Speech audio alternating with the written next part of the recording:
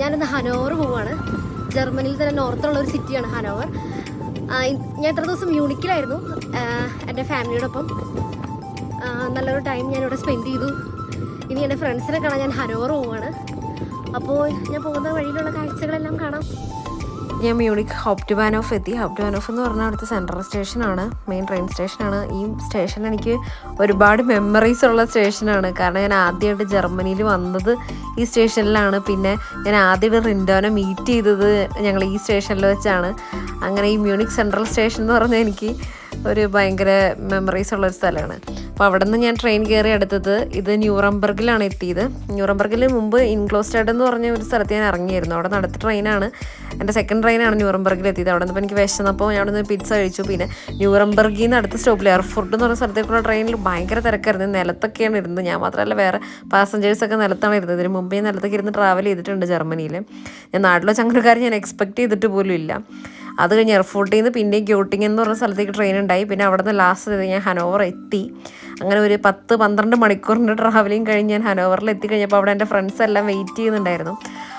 ട്രിയറിൽ നിന്ന് അലീന എത്തിയിട്ടുണ്ടായിരുന്നു. പിന്നെ സാബ്സും ശ്രദ്ധ അവിടെ ഉണ്ടായിരുന്നു. പിന്നെ സാബ്സ് നമുക്ക് വേണ്ടി ബിരിയാണി ഉണ്ടാക്കിയിട്ടുണ്ടായിരുന്നു. അപ്പോൾ ഞങ്ങളെല്ലാവരും വിചാരിച്ച് പുറത്ത് പോയിരുന്നൊന്ന് ഫുഡ് കഴിക്കാമെന്ന്. സമ്മറൊക്കെ ആണല്ലോ, അപ്പോൾ പുറത്തിരുന്ന് കഴിക്കാമെന്ന് ഓർത്തു. അലീന ഒരു ഹായ്.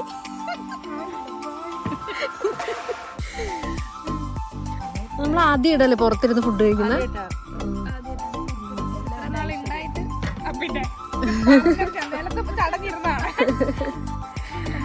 ഞാൻ ഈ നട്ട്സ് അകത്തോട്ട് കയറ്റിയിട്ടില്ല. എടി ഞാനെയോ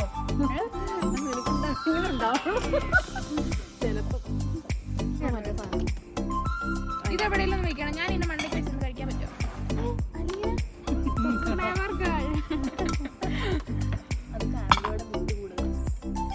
ഇനി ഇതൊന്നും ആർക്കും വേണ്ടേ? എടി എന്റെ ചിക്കൻ കറി ഒന്നും നീ എടുക്കുന്നില്ല. നേരെ വരുന്ന ദിവസമല്ലേ അത് ഞാൻ ബിരിയാണി ഉണ്ടാക്കി. അകത്ത് ചടഞ്ഞ് ഞാൻ ഇരുന്നതാ. ഇത് ക്ലീൻ ചെയ്തിട്ട്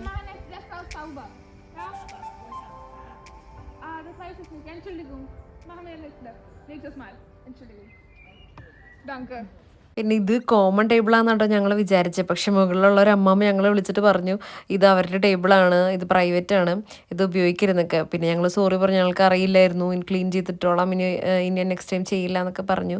അതാണ് ആ വീഡിയോയിൽ കണ്ടത്.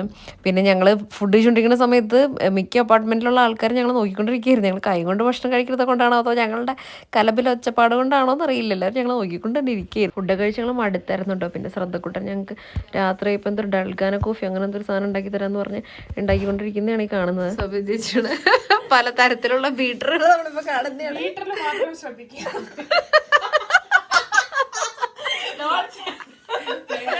ഇതൊക്കെ വരും കേട്ടോ.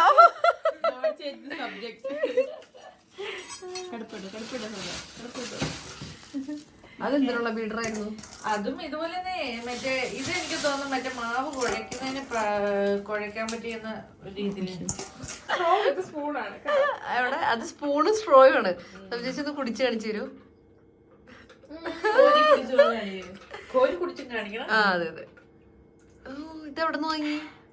ഇത് വാങ്ങിച്ചതല്ല, ഇത് എവിടുന്നോ എനിക്ക് കിട്ടിയതാ. എവിടെന്ന് കിട്ടി?